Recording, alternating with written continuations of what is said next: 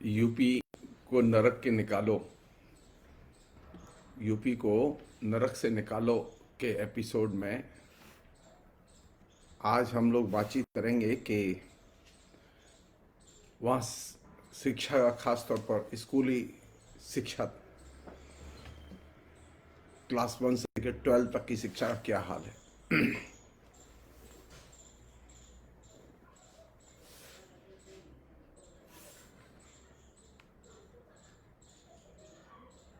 और शिक्षा की पूरी व्यवस्था को कैसे योगी और मोदी ने मिलकर ध्वस्त किया है और वे फिर किस तरह से इस पूरे के पूरे शिक्षा के ध्वस्तीकरण को अफवाहों के बाजार के जरिए वे गर्म किए हुए हैं।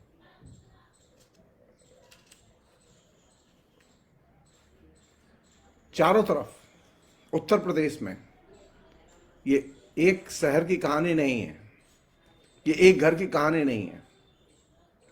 उत्तर प्रदेश का हर बच्चा अभी ट्यूटर पर डिपेंडेंट है।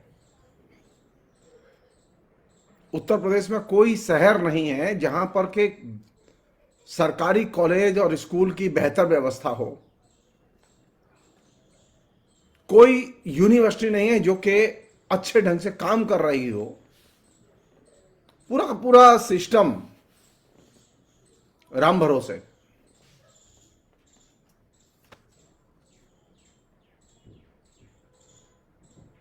और ये सिस्टम का जो दिवालियापन है, इस सिस्टम के दिवालियापन को आप, मैं जो कह रहा हूं उससे मत नापिए।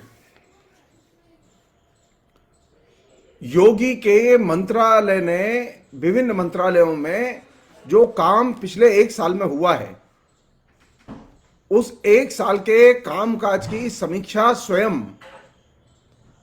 पिछले 4 साल में जो काम हुआ है उसकी समीक्षा स्वयं मुख्यमंत्री और उनके द्वारा बनाई गई कमेटी ने की है।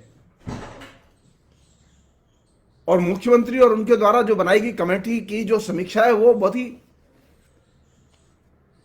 आंखें खोलने वाली है। मुख्यमंत्री योगी और प्रधानमंत्री मोदी ने उत्तर प्रदेश में शिक्षा की जो बेहतरी है, सर्वश्रेष्ठ सुविधा है, उसका डंका पूरे देश में बजाया हुआ है। और उत्तर प्रदेश में जगह जगह बैनर और पोस्टर लगाए हुए हैं। पिछले 2 साल का अनुभव लॉकडाउन के पीरियड का, लॉकडाउन में मंदिर उतने दिन बंद नहीं रहे जितने दिन जो है कॉलेज, यूनिवर्सिटी और स्कूल बंद रहे हैं। लॉकडाउन में उतने दिन बाजार बंद नहीं रहे जितने दिन कॉलेज, यूनिवर्सिटी और स्कूल बंद रहे हैं। भारतीय जनता पार्टी ने एक अजीब गोरख धंधा और एक अजीब रैकेट शिक्षा के क्षेत्र में और सामाजिक जीवन में शुरू किया हुआ है कि जो चीज लोगों को शिक्षित कर सकती है, समर्थ बना सकती है, उसको पहले नष्ट करो। और शिक्षा के नाम पर सबसे अधिक झूठ बोलो।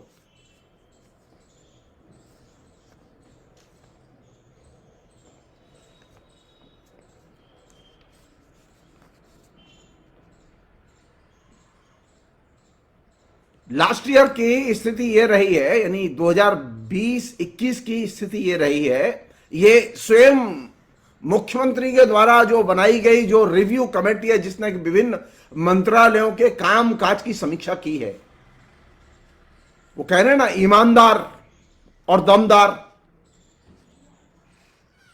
उत्तर प्रदेश का नेतृत्व ईमानदार रहा है और दमदार रहा है। मोदी का नेतृत्व, योगी का नेतृत्व ईमानदार रहा है और दमदार रहा है। तो हम ईमानदारी और दमदारी की परीक्षा करना चाहते हैं कि वे ईमानदारी और दमदारी के साथ में सिर्फ ये बता दें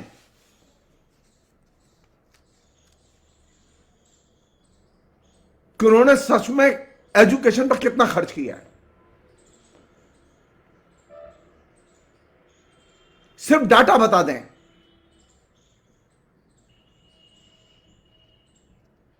जो अखबारों में खबरें छन के आई हैं वो खबरें ये हैं कि उत्तर प्रदेश में योगी सरकार ने और मोदी सरकार ने और इससे भी ऊपर आरएसएस की सरकार ने, जो आरएसएस सबसे ज्यादा संस्कृति के क्षेत्र में काम करने का दावा रखता है और शिक्षा के क्षेत्र में काम करने का दावा करता है, उसका फ्रॉड आप इससे समझ सकते हैं कि उत्तर प्रदेश की सरकार के बजट का मुश्किल से 1/3 हिस्सा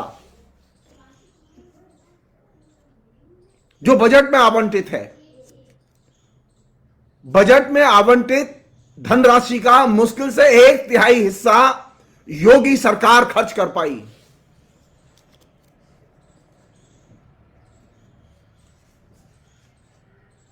और कौन से क्षेत्र हैं जहां पर यह खर्चा नहीं हुआ? डेवलपमेंट होगा कहां से?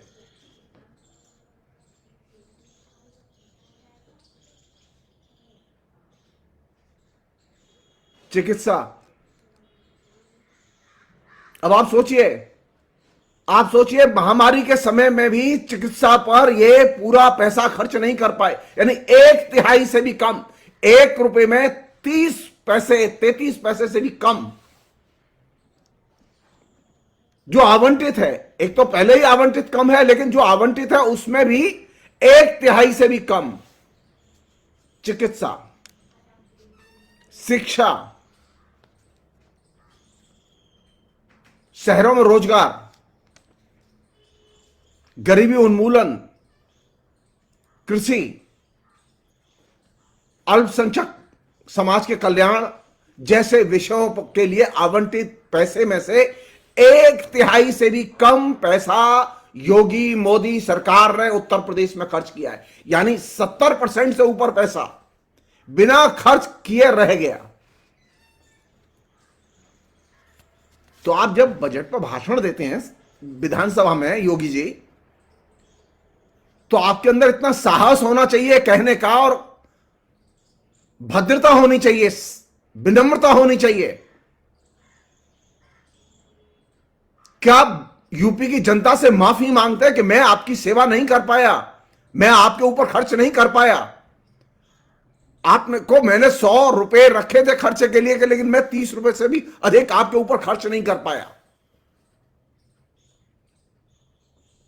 लेकिन आपने तो जगह जगह होर्डिंग लगाए हुए हैं, ईमानदार नेतृत्व, दमदार नेतृत्व, शिक्षा के क्षेत्र में अग्रणी काम। जी नहीं,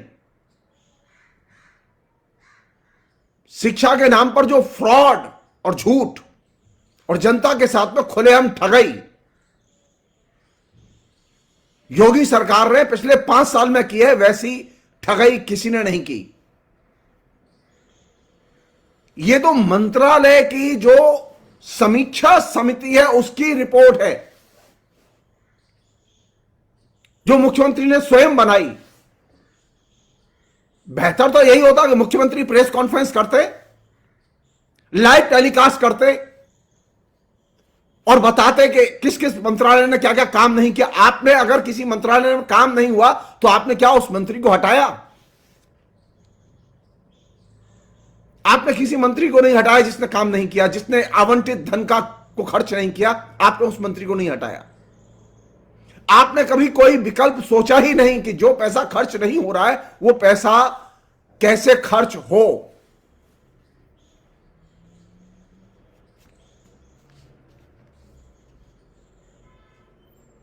मसलन आप जानते थे कि मिड डे मील वाला पैसा खर्च नहीं होगा क्योंकि स्कूल नहीं खोल रहे हैं, लेकिन यह पैसा विद्यार्थियों तक तो पहुंचना चाहिए। क्या आपने विद्यार्थियों तक यह पैसा पहुंचाने की कोशिश की? आप जियो का ही एक मोबाइल फोन 1000 रुपए का खरीद के विद्यार्थियों के पास पहुंचा देते, वो कम से कम क्लास करते। लेकिन आपके पास में तो इतनी बुद्धि नहीं, आपको तो शंख घंटा घड़ियाल बजाने से फुर्सत नहीं है, आपको गंगा स्नान से और राम मंदिर के चक्कर लगाने से फुर्सत नहीं है। आपको यह नहीं मालूम कि उत्तर प्रदेश के स्कूल खुलेंगे कि नहीं खुलेंगे।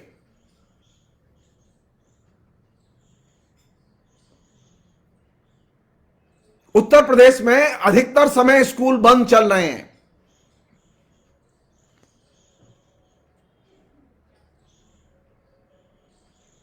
तेवर देखिए और झूठ के प्रोपेगेंडा के तेवर देखिए।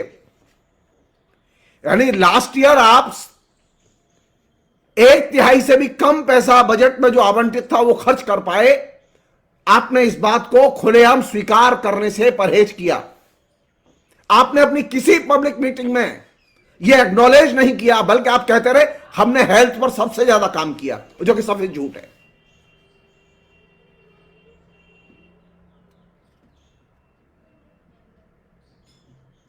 आपने हेल्थ पर जो आवंटित था वही खर्च नहीं किया, और वह महामारी के समय खर्च नहीं किया। उल्टा जनता से बेशुमार पैसा वसूली की गई है।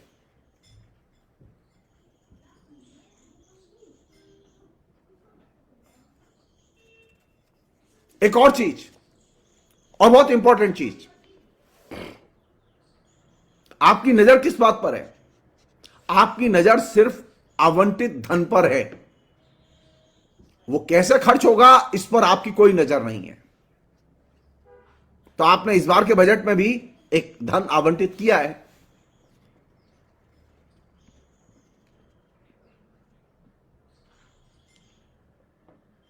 पिछली बार भी यूनिफॉर्म के लिए धन आवंटित किया गया था, मोजा, स्वेटर, जूते के लिए भी धन आवंटित किया गया था, बैग के लिए भी धन आवंटित किया गया था। क्या ये बंटवाए? क्या आपने अपने सिस्टम के लोगों को लगा के घर घर जाके, बच्चों के घर घर जाके ये सामग्री पहुंचवाई? नहीं पहुंचवाई। बच्चा बच्चा राम का,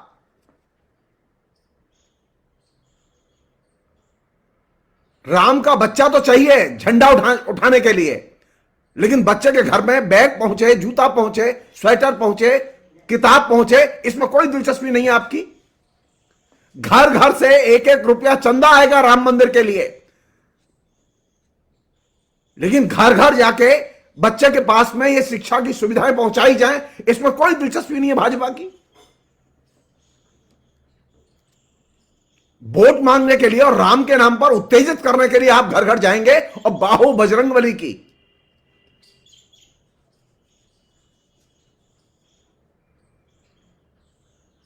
ये बजरंगबली जो आपने जो बाहुबली तैयार किए हैं नीचे,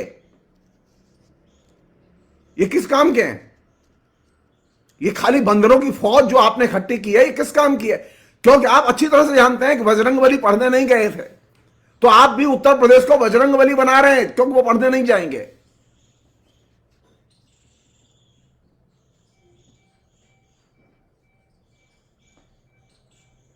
ये सवाल तो उठेगा कि घर घर जाके राम मंदिर के लिए चंदा वसूली के लिए तो लोग निकले, यहां तक के कोरोना पीरियड में भी निकले, लेकिन घर घर जाके बच्चों के लिए मोजा, स्वेटर, जूते, यूनिफॉर्म, इसकी सप्लाई तो नहीं हुई। घर घर जाके इस बात की देखभाल तो नहीं हुई कि बच्चों की क्लास नहीं हो रही है। अधिकतर बच्चे क्लास नहीं कर पाए क्योंकि उनके पास में ऑनलाइन क्लास करने की सुविधा थी नहीं। तो आप मिड डे मील का पैसा था और दूसरे मत से पैसा लेके आप बच्चों को एक मोबाइल फोन बांट सकते थे, लेकिन आपने नहीं किया। आपने पैसा लैप्स करने दिया, बजट में आवंटित पैसा आपने खर्च ही नहीं किया, और अब आपको वोट चाहिए। योगी जी और मोदी जी, उत्तर प्रदेश की जनता कह रही है इनफ इज इनफ।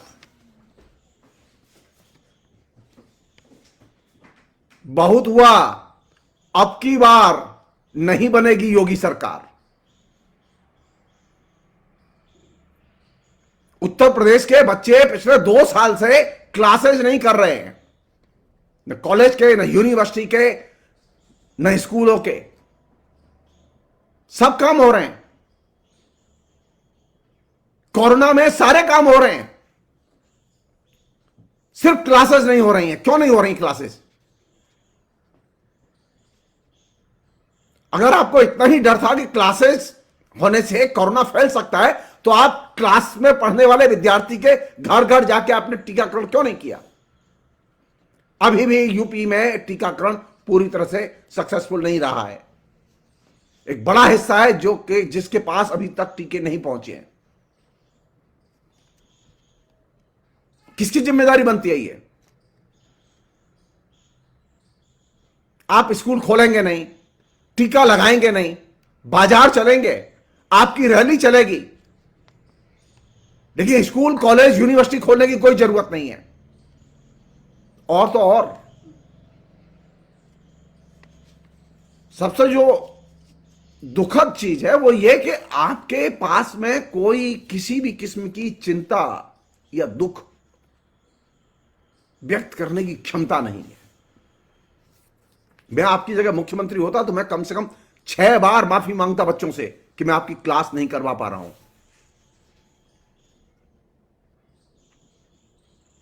प्रधानमंत्री ने न तो देश से माफी मांगी और न उत्तर प्रदेश के मुख्यमंत्री ने राज्य से माफी मांगी कि आपसे हम माफी चाहते हैं कि आपकी क्लासेस नहीं हो रही हैं। कक्षाएं न होना एक सबसे बड़ा अपराध है।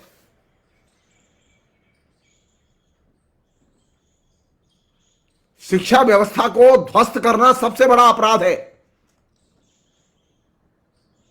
किसी की हत्या करने से भी बड़ा अपराध है, क्योंकि आप पूरी जनरेशन को नष्ट कर रहे हैं और इस अपराध से आप बच नहीं सकते। पूरे उत्तर प्रदेश में आपने ऑनलाइन परीक्षा के नाम पर मास चीटिंग हुई है, बड़े पैमाने पर नकल हुई है। सोचिए, मैं एक सिर्फ आंकड़ा दे रहा हूं जिससे कि आप उस स्थिति का अंदाजा लगाएं कि आपकी गुणवत्ता, आप शिक्षा में कहां हैं।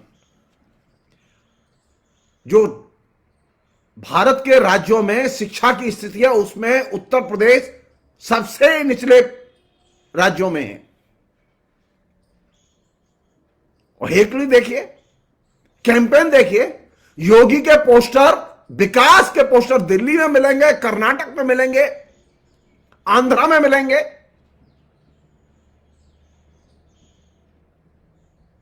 लखनऊ में जो मुख्यमंत्री स्कूल तक नहीं खुलवा सकता, वो अपने शिक्षा की सफलता के पोस्टर उत्तर प्रदेश के बाहर लगवाए हुए हैं। दिल्ली में हर जगह लगे हुए हैं, मेट्रो स्टेशन पर लगे हुए हैं दिल्ली में।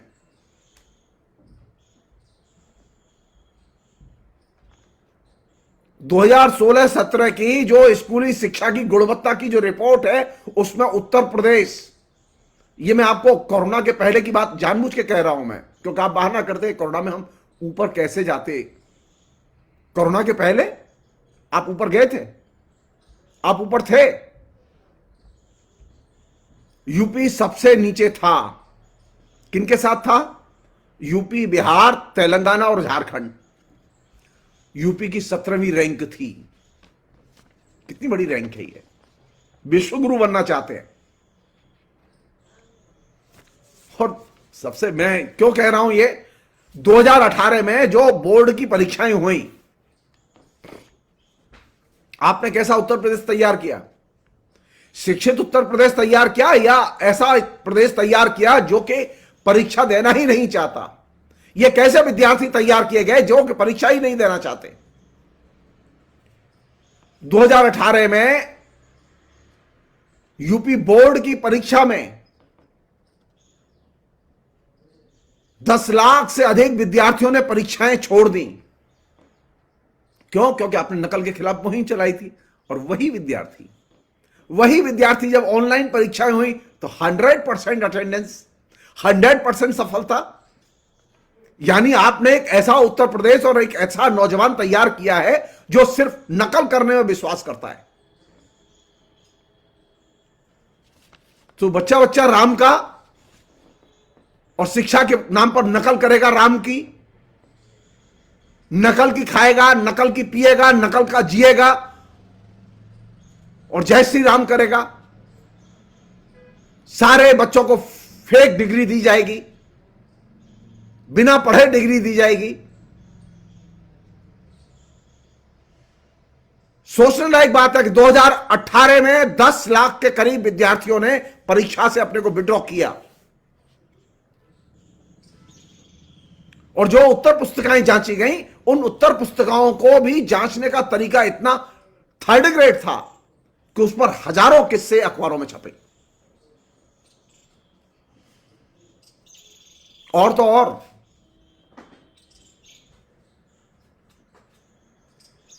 शिक्षा के और स्कूली शिक्षा के स्कूल के जो मानक हैं उसके हिसाब से, जिसे लोग आरटीआई के मानक कहते हैं, आरटीआई के मानकों के हिसाब से 90% स्कूल उत्तर प्रदेश के खरे नहीं उतरते।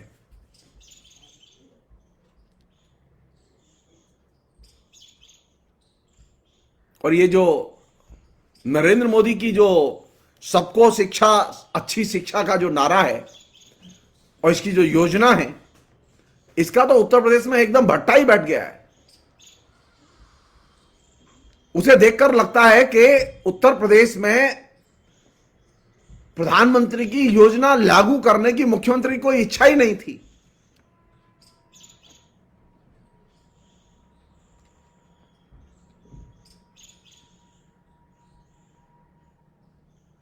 बल्कि संक्षेप में अगर मैं कहूं तो योगी के आने के बाद शिक्षा के बजट में लगातार कटौती होती रही है, और जो आखिरी कटौती हुई है वो 191 करोड़ रुपए की हुई है। शिक्षा के क्षेत्र में क्या आपने इतनी तरक्की कर ली है? क्या सबको पढ़ाई लिखाई के साधन इस तरह से मुहैया करा दिए कि आपको कटौती की जरूरत पड़ रही है? वास्तविकता यह है कि आप खर्च ही नहीं करते, ऊपर से जो प्रावधान है उसमें कटौती कर रहे हैं।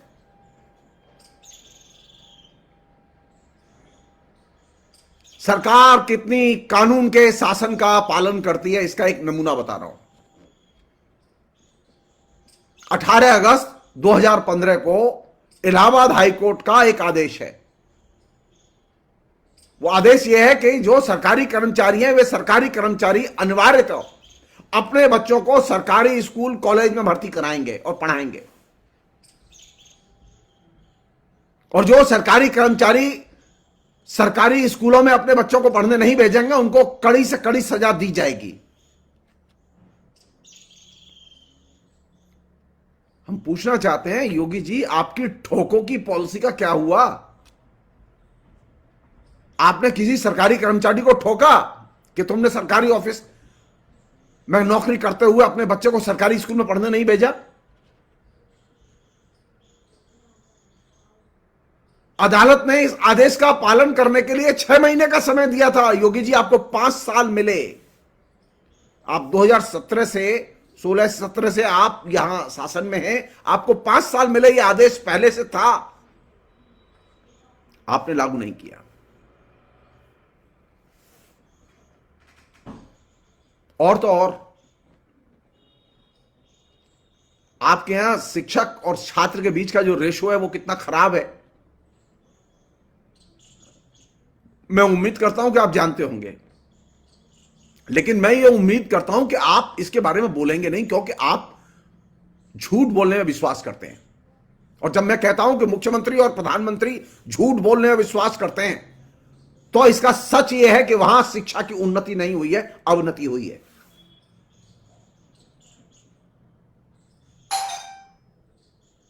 वहां तकरीबन 8,40,000 शिक्षक होने चाहिए, लेकिन अभी भी वहां 21% से अधिक सीटें शिक्षकों की खाली पड़ी हैं।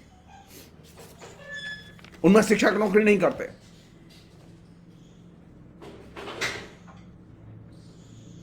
यूपी एक ऐसा राज्य है जहां पर कि बच्चे कायदे से बच्चों को सुरक्षा देना सरकार का काम है, बच्चों को स्कूल पहुंचाना सरकार का काम है। लेकिन बच्चे वहां स्कूल नहीं जाते, बच्चे बल्कि श्रम की मंडी में जाते हैं, वहां बाल श्रम करते हैं। बच्चे अपना श्रम बेचते हैं, जो कि क्राइम है। जो लोग बाल श्रम का शोषण और दोहन करते हैं, आपने कभी उनको रोका तो नहीं? आपने कभी किसी के खिलाफ एक्शन नहीं लिया कि भाई तुम अपने यहां चाइल्ड लेबर क्यों रखे हुए हो?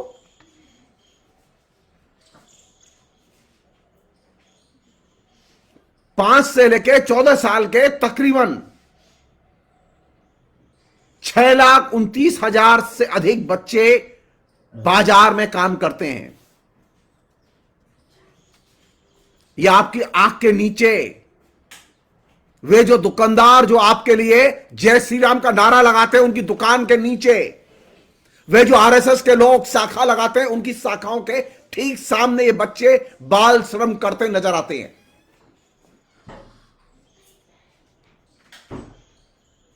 लेकिन आपको कभी इसे देख के लज्जा नहीं आती?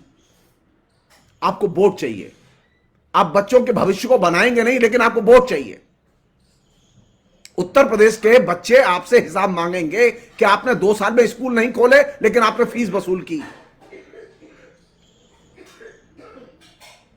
और तो और आपके यहां कायदे से शिक्षा की उन्नति होनी चाहिए थी, लेकिन आपके यहां तो उच्च माध्यमिक में विद्यार्थियों की संख्या घटी है, बढ़ी नहीं है। तो हम ये मान लें कि उच्च माध्यमिक में आप पढ़ना नहीं चाहते बच्चे?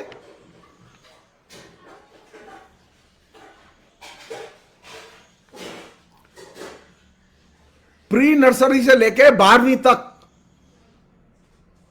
नामांकन में 60% तक की गिरावट आई है।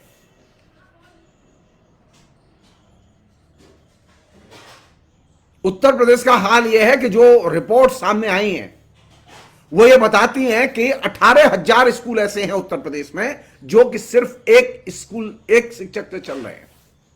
वो एक शिक्षक पीर बवर्ची भिस्ती खत सारे काम करता है, वो पढ़ाता भी है, वो स्कूल भी खोलता है, वो झाड़ू भी लगाता है, वो बच्चों का सारा देखभाल भी करता है।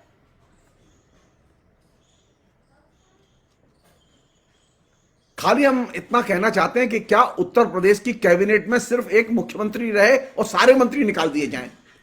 क्या मुख्यमंत्री सभी मंत्रालयों का काम कर लेंगे? नहीं कर सकते। तो फिर यह बताइए कि 18,000 स्कूल एक शिक्षक से कैसे चल रहे हैं?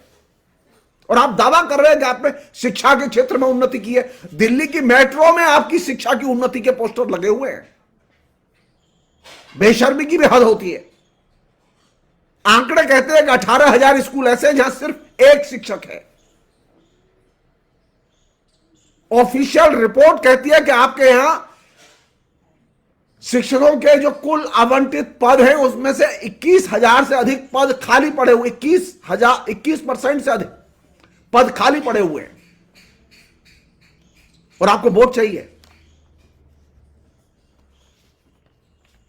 और एक अकेले की यूपी की कहानी नहीं है कि शिक्षा में लोग पढ़ने नहीं जा रहे हैं, ये पूरे देश की कहानी है। घर घर मोदी ना, तो घर घर मोदी कैसे जाएगा? घर घर मोदी ऐसे ही जाएगा जब बच्चे पढ़ने नहीं जाएंगे। घर घर मोदी का मतलब डेवलपमेंट नहीं है। घर घर मोदी का मतलब है घर घर में जो बच्चे हैं वो पढ़ेंगे नहीं। मोदी माने शिक्षा का अपहरण, मोदी माने ज्ञान का अपहरण। और पूरे देश का डाटा यह है कि पूरे देश में बच्चों के एनरोलमेंट में, प्राथमिक शिक्षा में बच्चों के एनरोलमेंट में 23 लाख बच्चों की कमी देखी गई है। और इस 23 लाख में अकेले 7 लाख यूपी में है। तो यूपी में और पूरे देश में बच्चे, हां, बच्चा बच्चा काम का मोदी जी के, बच्चा बच्चा राम का मोदी जी के काम का, यह नारा था ना। तो आपने बच्चे को राम के हवाले किया है कि वह पढ़ने न जाए, उसका एनरोलमेंट ना हो।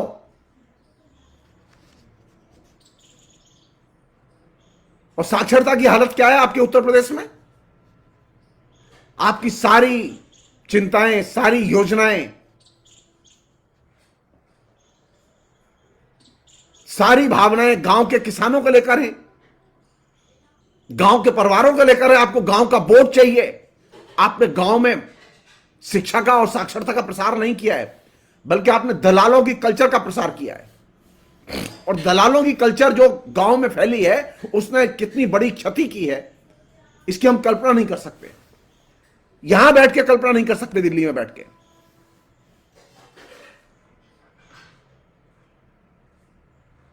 गांव में साक्षरता दर 58%, जबकि शहरों में 20%। यानी गांव में अभी भी 38% लोग ऐसे हैं, 32% लोग ऐसे हैं जो कि निरक्षर हैं। ग्रामीण महिलाओं में साक्षरता जो है 46%। और शहरी महिलाओं में 73%। यानी गांव की महिलाएं भी बड़ी संख्या में अभी निरक्षर हैं।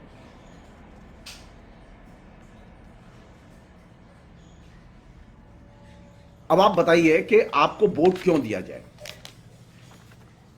जब शिक्षा का यह हाल है, स्कूलों का यह हाल है कि वहां स्कूलें बनी नहीं और स्कूलों में प्रॉपर शिक्षा की व्यवस्था नहीं हुई।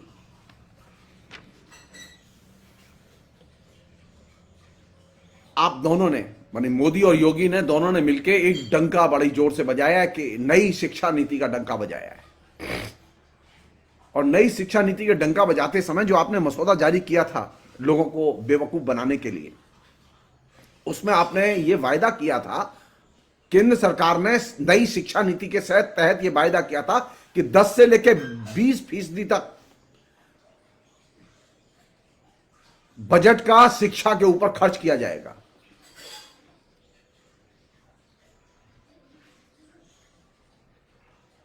यह मत कहिएगा कि मैं क्या जानूं मोदी जी ने जो किया है। जी नहीं, आप भी मोदी जो कर रहे हैं उसके लिए जिम्मेदार, और जो आप कर रहे हैं उसके लिए मोदी जिम्मेदार हैं। आप दोनों एक दूसरे के एक सिक्के के दो पहलू हैं, मोदी और योगी। आपका जो कार्यकर्ता नीचे करता है उसके लिए भी आप जिम्मेदार हैं, और आपकी पुलिस का एक कांस्टेबल भी अगर अपराध करता है तो उसके लिए भी आप जिम्मेदार हैं, क्योंकि आप मुख्यमंत्री हैं।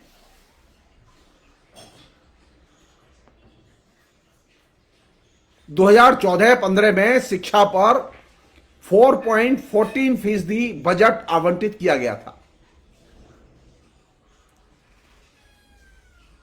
जो सन 2019-20 तक आते आते 3.4% रह गया है। इसका अर्थ यह है कि, और कोरोना पीरियड में तो खैर जय श्री राम हो ही रही है, इसका अर्थ यह है कि मोदी सरकार बजट में कोई नया आवंटन शिक्षा के क्षेत्र में बढ़ाने नहीं जा रही। तो आपने लोगों से झूठ बोला कि आप नई शिक्षा नीति के आने के बाद, मोदी की शिक्षा नीति के आने के बाद में 10 से 20% तक बजट का खर्च करेंगे।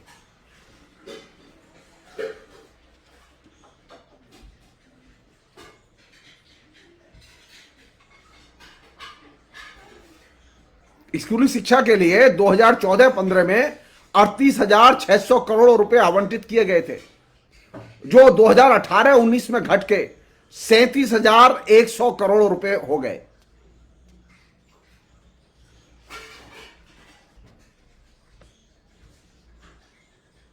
एक और फ्रॉड, कैंपेन फ्रॉड, मिशन प्रेरणा के नाम से लॉन्च किया गया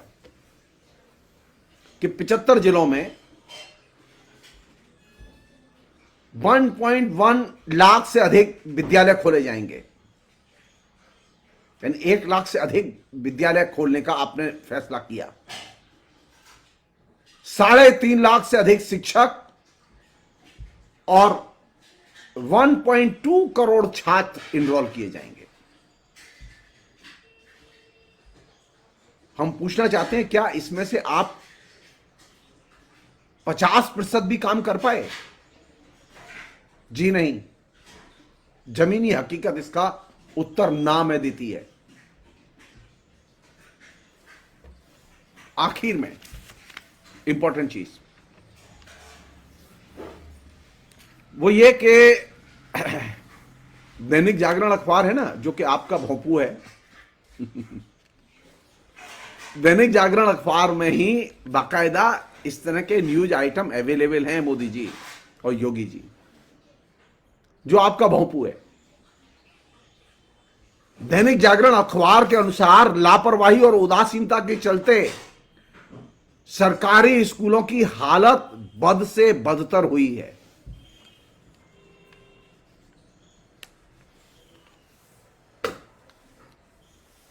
अब एक दूसरा पहलू, यह तो रही शिक्षा की बात, इसलिए आपको वोट नहीं दिया जाना चाहिए क्योंकि आपने स्कूली शिक्षा को तबाह किया है। हायर एजुकेशन पर हम अलग से एपिसोड करेंगे और बात करेंगे। आपने बदले में क्या दिया है उत्तर प्रदेश की सरकार ने, भारतीय जनता पार्टी ने उत्तर प्रदेश की जनता के लिए, उत्तर प्रदेश को बदले में सिर्फ अफवाह, अफवाह और सिर्फ अफवाह,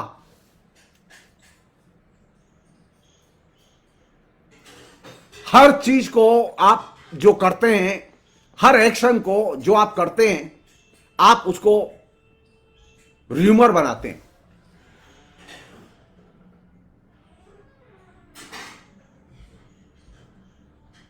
पिछले दिनों एक घटना घटी, एक वेबसाइट आई जिसमें टेस्ट लिया गया, टेस्ट के पैसे लिए गए, बाद में मालूम पड़ा वो वेबसाइट सरकारी थी ही नहीं।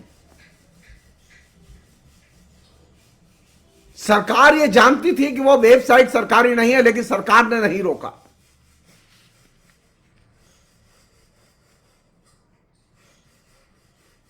तो उत्तर प्रदेश में पिछले 5 साल में योगी ने कौन सा काम किया है? मैं सिर्फ एक ही बात कहना चाहता हूं, अफवाह और अफवाह फैलाने का काम किया है। और जो अफवाह फैलाने वाली बात है, उसका एक सबसे बड़ा कारण क्या है कि अफवाह का मतलब यह है कि आप लोगों के अंदर अविश्वास पैदा करते हैं। तो आपने अविश्वास पैदा किया किस पर? विपक्ष पर अविश्वास पैदा किया, झूठ बोलकर। कांग्रेस के प्रति अविश्वास पैदा किया, झूठ बोलकर। सपा के प्रति अविश्वास पैदा किया, झूठ बोलकर। और इसके लिए आपने किसका सहारा लिया?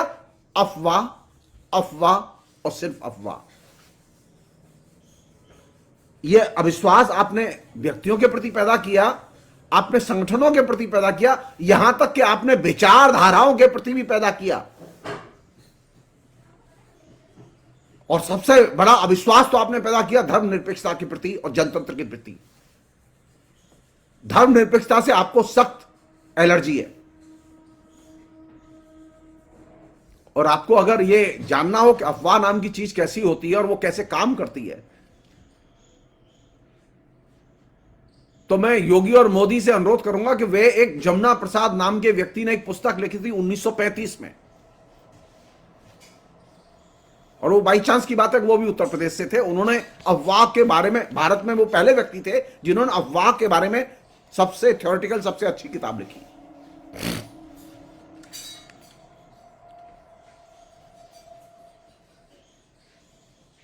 मोदी और योगी की कार्यशैली का ये कॉमन फिनोमिना है कि वे किसी भी चीज को प्रचारित करने के लिए पहले अफवाह में कन्वर्ट करते हैं। और सब लोग जानते हैं अफवाह जल्दी फैलती है, सच जल्दी नहीं फैलता, र्यूमर जल्दी फैलती है। हमारे यहां स्थिति यह है कि भारत की, जिसका कि फायदा उठा रहे हैं ये लोग, भारत में कोई हिंदुस्तान का विभाग ऐसा नहीं है शिक्षा का जहां अफवाह का या र्यूमर का अध्ययन किया जाता हो। अलग से विभाग नहीं है। गीता का अध्ययन हो सकता है, रामायण का अध्ययन हो सकता है, अफवाह का अध्ययन नहीं हो सकता। जिस देश में सबसे ज्यादा अफवाह फैलाई जाती हो, वहां तो कायदे से अफवाह का अध्ययन होना चाहिए। आप याद कीजिए, आप याद कीजिए अफवाह फैला के कितना नुकसान होता रहा है। महाराष्ट्र में एक सन्यासी की हत्या हो गई अफवाह के नाम पर, कि बच्चों का अपहरण करके ले जा रहा था और कोरोना काल के दौर में ही एक सन्यासी की हत्या हो गई।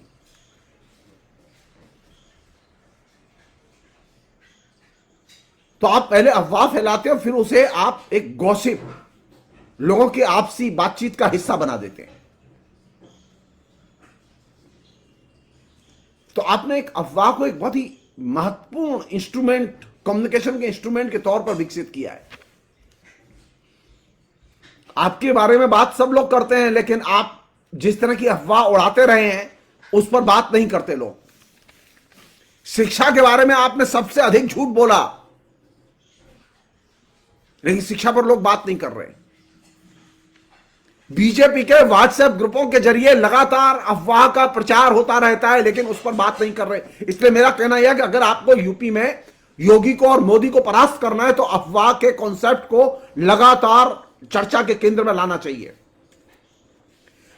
बल्कि लोकतंत्र को बचाना है तो आपको अफवाह से बचाना होगा। लोकतंत्र के लिए सबसे बड़ा खतरा। राष्ट्रीय स्वयंसेवक संघ के बारे में किसी जमाने में एक व्यक्ति ने नाम दिया था, र्यूमर स्प्रेडिंग सोसाइटी, आरएसएस, और यह सही नाम दिया था। तो उत्तर प्रदेश को खतरा किससे है? उत्तर प्रदेश को आतंकवाद से खतरा नहीं है, उत्तर प्रदेश को मुसलमानों से खतरा नहीं है, उत्तर प्रदेश को मुलायम सिंह यादव, अखिलेश यादव, मायावती, प्रियंका गांधी, किसी से खतरा नहीं है। उत्तर प्रदेश को खतरा है अफवाह से, और इलेक्शन के दौरान अफवाह सबसे ज्यादा फैलाई जाती हैं और फैलाई जाएंगी।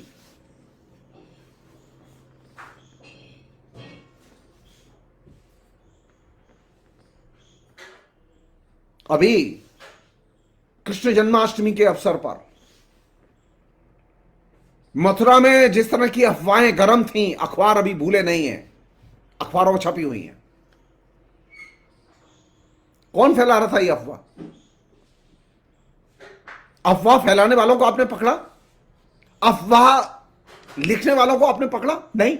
आप तो आतंकवाद का षड्यंत्र रचते हुए आपको खबर मिल जाती है और घर से आप 4 मुस्लिम लोगों को उठा लेते हैं और यूएपीए में बंद कर देते हैं। लेकिन आपको अफवाह फैलाने वाले आज तक एक आदमी नहीं मिला जिसको कि आपने पकड़ के बंद किया हो।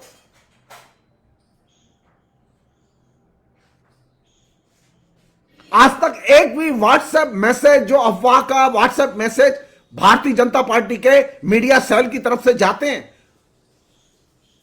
उनमें से किसी व्यक्ति की गिरफ्तारी नहीं हुई। ये बुल्ली ऐप, जो मुस्लिम महिलाओं को सरेआम बेचने वाला ऐप, ये क्या था? ये अफवाह का ऐप ही तो था। किसने पकड़ा? महाराष्ट्र की पुलिस ने पकड़ा। आपको पकड़ने की फुर्सत नहीं है। आपने तो अफवाह को एक जेनर, एक विधा, एक बाकायदा एक महत्वपूर्ण प्रचार के उपकरण के तौर पर विकसित किया है।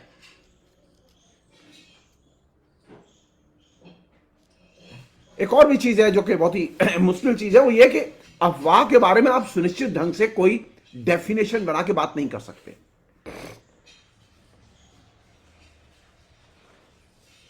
हर क्षेत्र में अफवाह को लेकर अलग अलग किस्म का आपको उसकी परिभाषा को लेकर अंतर मिलेगा, इसलिए उसके बारे में कोई एक सुनिश्चित एक डेफिनेशन बना के काम नहीं कर सकते।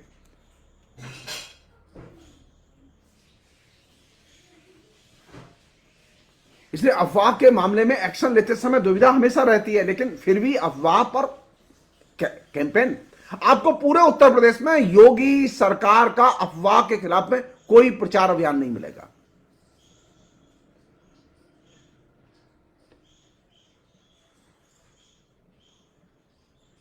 हम लोगों की आदत रही है अफवाह में और र्यूमर में रहने की, तो हमारी इस आदत का बीजेपी ने पॉलिटिकली दुरुपयोग किया है।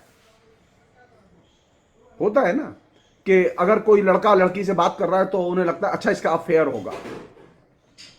अरे लड़का लड़की सामान्य तौर पर भी बात कर सकते हैं, इसमें अफेयर कहां से आ गया बीच में? स्त्री पुरुष सामान्य तौर पर बात कर सकते हैं, इसमें अफेयर कहां से आ गया बीच में? लेकिन हिंदुस्तान में पहले से एक जमीन बनी हुई है कि अगर लड़का लड़की आपस में बात कर रहे हैं तो जरूर कोई ना कोई उनके बीच में अफेयर होगा, और ये फिर र्यूमर के तौर पर, अफवाह के तौर पर मोहल्ले में ये खबर चल निकलती है।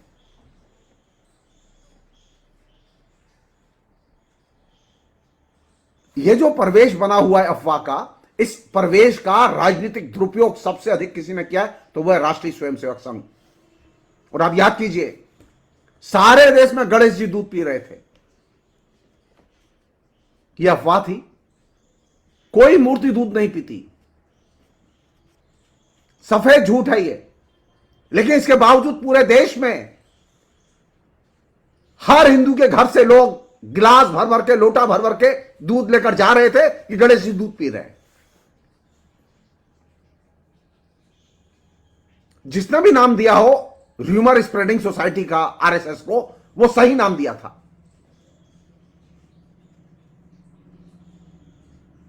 अफवाह का एक और भी रूप है जो कि प्रचलन में है। मैं इसलिए इसका जिक्र कर रहा हूं क्योंकि अब जिसे विवाहेतर संबंधों को लेकर भी अफवाह खूब सबसे ज्यादा उड़ती है।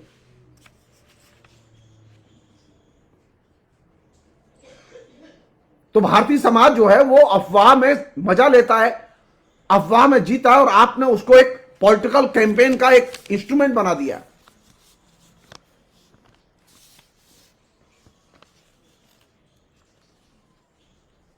अफवाह के लिए जो इफेक्टिव हो उसके लिए जरूरी, अभी क्यों मैं ये चुनाव के समय अभी अफवाहें उड़ेंगी, अभी अफवाहें उड़ाई जाएंगी, आपको अफवाह से सावधान रहना होगा।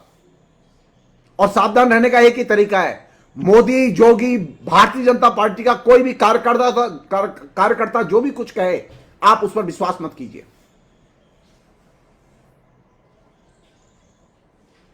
क्योंकि वे इस समय तरह तरह की अफवाह उड़ा के वोट हासिल करने की कोशिश करेंगे।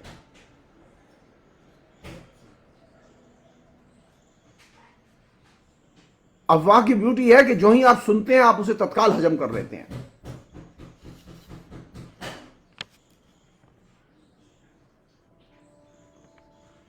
और अफवाह अगर आएगी तो फिर ग्रुप डिस्कशन भी होंगे, अफवाह की व्याख्याएं भी होंगी। मैं जब मथुरा में था, मेरे यहां मजदूर काम कर रहे थे, वो कह रहे थे, अरे गुरुजी, ईदगाह मस्जिद में तो जन्माष्टमी के दिन कृष्ण की मूर्ति पधराई जाएगी, ये खबर है पक्की। अब आप सोचिए, वो खबर कहीं अखबार में नहीं है, किसी मीडिया में नहीं है, लेकिन वह व्यक्ति गांव के अंदर रहता है, लेकिन उसे ये अफवाह उस तक पहुंच गई। पहुंचाने वाले कौन लोग हैं? जिन लोगों ने यह अफवाह फैलाई कि ईदगाह मस्जिद के अंदर कृष्ण मूर्ति धराई जाएगी, यह अफवाह, उनमें से उन लोगों को गिरफ्तार किया गया नहीं,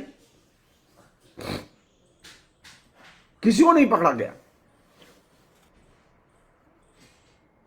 तो कोशिश यह होनी चाहिए कि अफवाह पर आप विश्वास न करें। नरेंद्र मोदी और योगी, इन दोनों की ब्यूटी है कि ये इस अस्त्र का जब संकट में होते हैं तो सबसे अधिक इस्तेमाल करते हैं। कई बार यह भी होता है कि अफवाह की वजह से घटना घटित हो जाती है, आपने झूठ बोला, घटना घटित हो गई।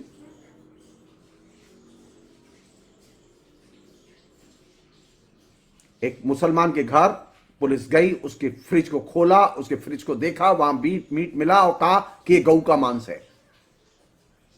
पुलिस ने सिर्फ अफवाह के आधार पर उस मुसलमान के घर छापा मारा।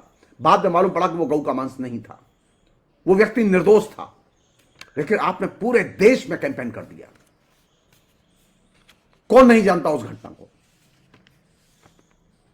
कौन नहीं जानता उन तमाम लोगों को जो 13 14 साल तक जेल में बंद रहे और 14 साल के बाद में ये पता चला कि वे सिर्फ अफवाह के बेसिस पर गिरफ्तार कर लिए गए थे और आतंकवादी घोषित कर दिए गए थे।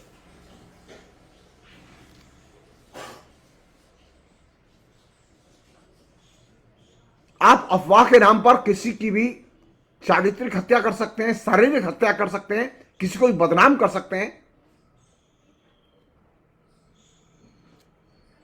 तो लोकतंत्र को बचाने के लिए कौन सी चीज जरूरी है? अफवाह से बचना बेहद जरूरी है। और अफवाह के बिना आरएसएस चलता नहीं है, ध्यान लीजिए। अगर आपने अफवाह पर कंट्रोल किया तो उसका पहली शर्त है कि जो लोग अफवाह फैलाते हैं, यानी आरएसएस के लोग, बीजेपी के लोग, आप इनकी किसी भी बात पर विश्वास मत कीजिए।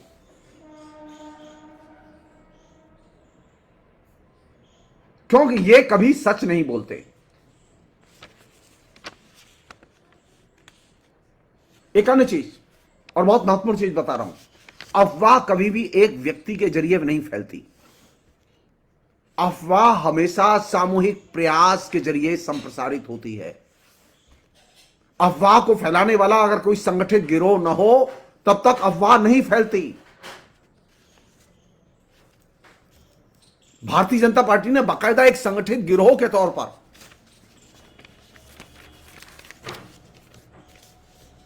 अफवाह फैलाई और पूरे देश को प्रभावित किया। यह अफवाह ही है कि राम जी का जन्म अयोध्या में हुआ था, यह अफवाह सत्य नहीं है। सुप्रीम कोर्ट ने वे तमाम कागज नहीं माने जो ये कहते थे कि राम का जन्म अयोध्या में ही हुआ है। यह अफवाह थी कि बाबर ने राम का मंदिर तोड़ा था, और यह अफवाह 30 साल तक, 40 साल तक चलती रही। सुप्रीम कोर्ट में आरएसएस के लोग सिद्ध नहीं कर पाए कि बाबर ने राम का मंदिर तोड़ा था। सुप्रीम कोर्ट के जजमेंट पे लिखा हुआ है ये।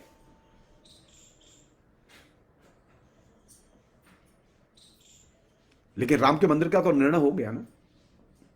तो अफवाह को में ये शक्ति होती है कि वह सामूहिक प्रयास से चलती है, वो कभी इंडिविजुअल प्रयास से अफवाह का जन्म नहीं होता।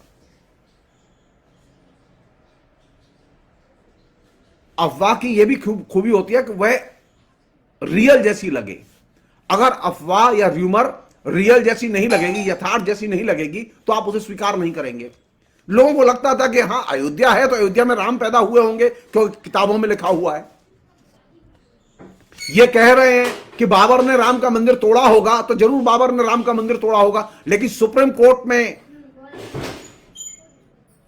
70 साल तक मुकदमा चलने के बावजूद, हजारों डॉक्यूमेंट्स पेश करने के बावजूद, राष्ट्रीय स्वयंसेवक संघ के लोग, बीजेपी के लोग यह प्रूव नहीं कर पाए कि बाबर ने राम का मंदिर तोड़ा था।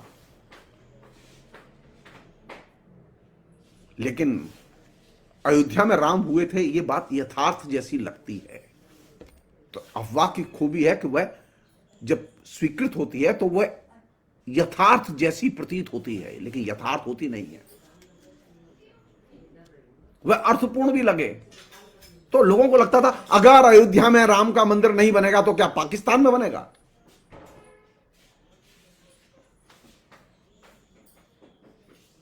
अरे अयोध्या में राम जन्म लिए हो तब तो बात सही है।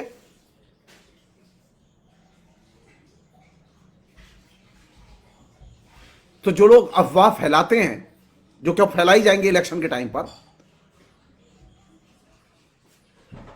तो वे क्यों अफवाह फैलाते हैं? क्योंकि वे अनिश्चितता के शिकार होते हैं।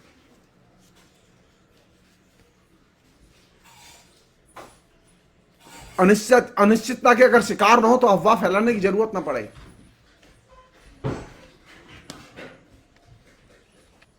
जिसके साथ सत्य होगा, जिसके पास सत्य होगा, वो अफवाह नहीं फैलाएगा। अफवाह वही लोग फैलाते हैं जिनके पास सत्य नहीं होता, जो लोग निश्चित तौर पर कुछ नहीं कह सकते। इसलिए वे लोग अफवाह के जरिए संभावनाओं का निर्माण करते हैं। अब यह अफवाह है कि मोदी के जरिए देश का विकास होगा और मोदी का कोई विकल्प नहीं, यह अफवाह है। ये इसका वास्तविकता से कोई संबंध नहीं है। वास्तविकता यह है कि मोदी के रहते हुए हिंदुस्तान की इकोनॉमी ध्वस्त हुई है।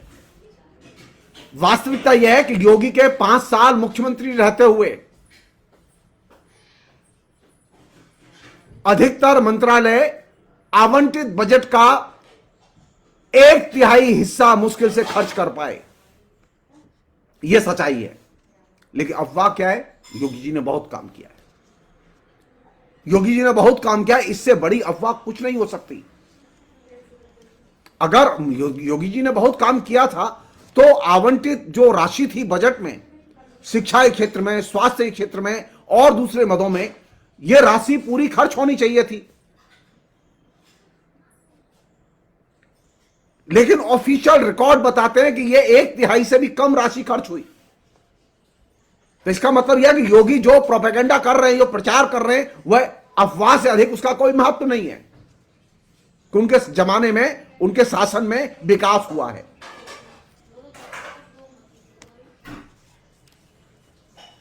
एक स्टेज ऐसी भी आती है कि लोग अफवाह को ही तथ्य मानने लगते हैं, जबकि अफवाह तथ्य नहीं होता। अब लोगों के दिमाग में है कि हां मोदी काम कर रहे हैं, लेकिन मोदी क्या काम कर रहे हैं पूछा जाना चाहिए तो वो कहते हैं हमें नहीं मालूम जी, लेकिन मोदी काम कर रहे हैं। क्यों? क्योंकि उसके दिमाग में अफवाह भर दी गई है। योगी काम कर रहे हैं, यह अफवाह भर दी गई है। अफवाह की परख, अफवाह की कसौटी जीवन की सच्चाई है, तथ्य हैं। तथ्य पूछे जाने चाहिए। तथ्य बताते हैं कि योगी ने, अनेक मंत्रालयों ने उनके 1/3 से भी कम पैसा बजट में जो आवंटित था वो खर्च किया।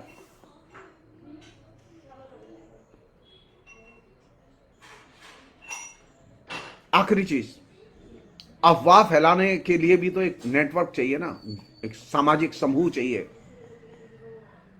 बीजेपी क्यों ताकतवर है? बीजेपी इसलिए ताकतवर नहीं है कि बीजेपी के पास में कोई बहुत बढ़िया प्रोग्राम है, बहुत बढ़िया कोई लीडरशिप है, नहीं। बीजेपी इसलिए ताकतवर है क्योंकि उसके पास में एक बहुत अच्छा संगठन है जो कि अफवाह फैलाने में मास्टर है।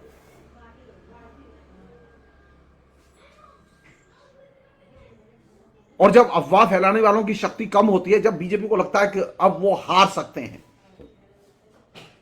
तो वो फिर दहशत पैदा करने की कोशिश करते हैं अफवाह के जरिए कि अगर बीजेपी हारी तो हिंदू मुस्लिम संबंध बिगड़ेंगे। तो अफवाह फैलाने वाले जब हारने के कगार पर होते हैं तो वे दहशत पैदा करने की कोशिश करते हैं। तो इससे डरने की जरूरत नहीं है। वे पैनिक पैदा करने की कोशिश करते हैं जिससे कि वे सफलता हासिल कर सकें। मोदी जैसा स्ट्रांग लीडर अगर वो नहीं होगा तो देश की रक्षा कौन करेगा? अरे देश की रक्षा छोड़ दिया, लेह लद्दाख की जो जमीन थी, जो डिस्प्यूटेड लैंड थी, खाली पड़ी थी, उस पर चीन ने 60,000 सैनिक खड़े कर दिए। वहां पुल बनाया जा रहा है, वहां घर बनाए जा रहे हैं, वहां पूरी बस्तियां बसाई जा रही हैं, लेकिन मोदी के मुंह से एक आवाज नहीं निकली। लेकिन आपके दिमाग में ये पैनिक, ये भय पैदा कर दिया गया कि मोदी नहीं होगा तो देश नहीं होगा। तो अफवाह जो है वो अपने आप ऑपरेट नहीं करती। अफवाह को ले जाने के लिए एक समूह की, एक संगठन की जरूरत होती है, और ये समूह और संगठन उनके पास है। इसे एक्सपोज करने की जरूरत है और अफवाह को एजेंडे पर लाने की जरूरत है कि मोदी और योगी किस तरह की र्यूमर फैलाते हैं। वो अपने भाषणों के जरिए र्यूमर फैलाते हैं।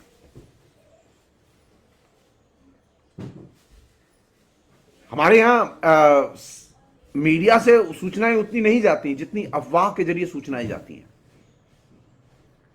मीडिया कम सूचनाएं देता है, अफवाह के जो चैनल्स हैं वे ज्यादा सूचना देते हैं। अब उनमें व्हाट्सएप चैनल जो है सबसे पावरफुल चैनल है।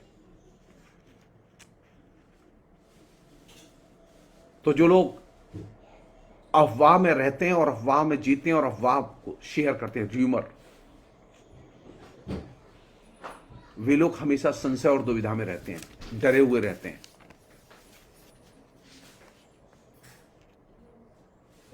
तो जरूरत किस बात की है कि अफवाह से लोगों को निकाला जाए, संशय और दुविधा से लोगों को निकाला जाए। सच्चाई को जानने परखने के लिए लोगों को मजबूर किया जाए कि लोग सच्चाई जानें। जो लोग अफवाह फैलाते हैं उनकी एक दिक्कत और भी रहती है कि वे लगातार धमकी का काम करते हैं। अफवाह क्या करती है? धमकी का काम करती है। अगर यह बात नहीं मानी गई तो यह हो सकता है। तो अफवाह एक तरह से धमकी की भावना पैदा करती है और इसके जरिए वे समाज में नियंत्रण स्थापित करने की कोशिश करते हैं कि देखिए, अगर लॉ एंड ऑर्डर की सिचुएशन ठीक रखनी है ना, हिंदू मुसलमानों के बीच में सांप्रदायिक सद्भाव बनाए रखना है और इनकी गुंडागर्दी को नियंत्रित करना है, तो बेहतर यह इन्हीं को वोट दे दो। ये गलत धारणा है। 47 में भयानक दंगे हुए थे, लाखों लोग मारे गए थे, भारत विभाजन हुआ था, लेकिन भारत की जनता ने 50 साल तक भारतीय जनता पार्टी को वोट नहीं दिया। भारतीय जनता पार्टी के लोगों ने बार बार विभिन्न तरह से सांप्रदायिक माहौल को बिगाड़ने की कोशिश की, लेकिन जनता ने कभी भी इनकी बात पर ध्यान नहीं दिया।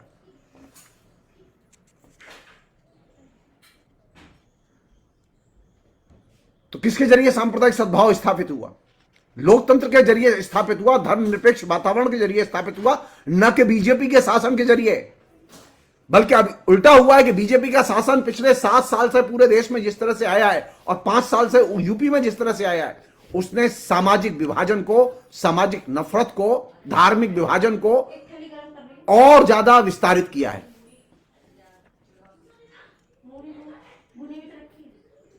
और सबसे बुरी बात और आखिरी बात, जब महामारी फैल रही हो तो उस समय सबसे ज्यादा अफवाह फैलाई गई।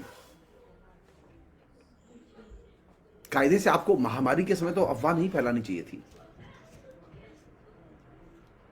तो महामारी के समय अफवाह फैलती हैं, जिस समय लोग दूसरे विकल्पों की खोज करते हैं। यानी ये अफवाह ही है, ये र्यूमर ही है कि आप योग से कोरोना ठीक कर सकते हैं। इससे ज्यादा बोगस चीज कुछ नहीं हो सकती। इससे बड़ा अफवाह और र्यूमर कोई नहीं हो सकता कि वैक्सीनेशन के बाद में आपको कोरोना नहीं होगा, लेकिन यह अफवाह फैलाई गई। अब रिजल्ट आ रहे हैं ना। मध्य प्रदेश का सर्वे सामने आया जो भास्कर अखबार ने किया है कि जितने लोगों को अभी ओमिक्रॉन हुआ है उनमें से बड़े पैमाने पर ऐसे लोग हैं जिनको 2-2 वैक्सीन लग चुकी थी। इसका मतलब है वैक्सीनेशन का मतलब वायरस से मुक्त होना नहीं है, लेकिन आपने अफवाह फैलाई। तो कहने का मतलब यह कि मोदी और योगी के कैंपेन का, प्रचार अभियान का और साइबर प्रचार अभियान का जो कि अभी ये दौर चल रहा है, अफवाह एक बहुत महत्वपूर्ण एलिमेंट है। इससे सावधान रहने की जरूरत है। बिना इसको ध्यान में रखे आप लोकतंत्र की रक्षा नहीं कर सकते। वे अफवाह के जरिए कोई भी थ्रेट पैदा कर सकते हैं, असुरक्षा पैदा कर सकते हैं, अनिश्चितता पैदा कर सकते हैं और आपके वोट का अपहरण कर सकते हैं। इसलिए अफवाहों पर ध्यान न दें। भारतीय जनता पार्टी के लोग जो कहते हैं उस पर एकदम कान न दें, और आपके सामने जो सच है उसे जानें और देखें। आपके सामने सच है कि बाजार खुले हुए हैं लेकिन स्कूल नहीं खुले हुए। आपके सामने सच है कि मंदिर खुले हुए हैं लेकिन कॉलेज नहीं खुले हुए।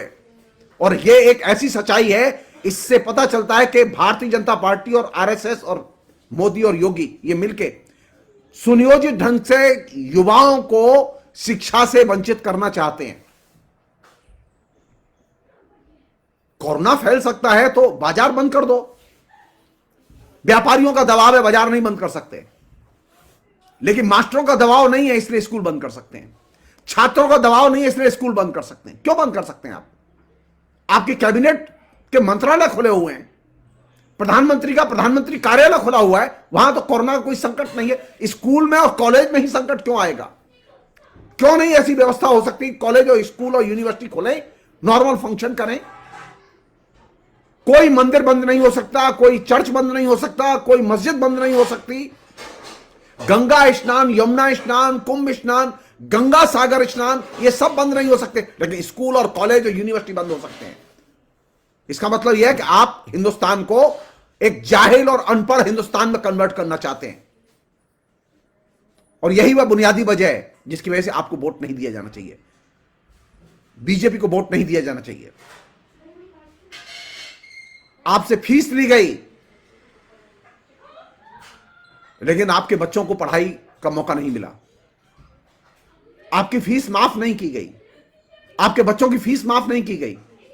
स्कूल, कॉलेज सब जगह, यूनिवर्सिटी सब जगह आपके बच्चों से फीस ली गई लेकिन पढ़ाई नहीं हुई। परीक्षा की भी फीस ली गई लेकिन ठीक से परीक्षाएं भी नहीं हुई क्योंकि नकल हुई। तो मोदी का भारत, योगी का भारत कैसा भारत होगा? अनपढ़ जाहिल भारत होगा जिसके पास में डिग्रियां होंगी। तो पिछले 2 साल से आपने जो डिग्रियां ली हैं उनमें अधिकतर डिग्रियां ऐसे लोगों ने ली हैं जो कि परीक्षा नकल करके जिन्होंने पास की है। इसीलिए नारा दिया गया था, बच्चा बच्चा राम का, अनपढ़ों के काम का। आपको एक पढ़ा लिखा भारत बनाना है, एक शिक्षित भारत बनाना है, तो इस जाहिलगिरी से बाहर निकलना होगा। बिना इस जाहिलगिरी से बाहर निकले आप यूपी को नरक बनने से नहीं रोक सकते। यूपी नरक में न जाए, इसकी पहली शर्त है इलेक्शन में इस समय सबसे ज्यादा चौकसी की जरूरत है। अफवाहों पर ध्यान न दें। भारतीय जनता पार्टी के लोग जो कुछ भी कह रहे हैं वो सब झूठ बोल रहे हैं, और इस समय तो झूठ की एक तरह से बाढ़ आई हुई है। उसको चुनौती की तरह लिया जाना चाहिए,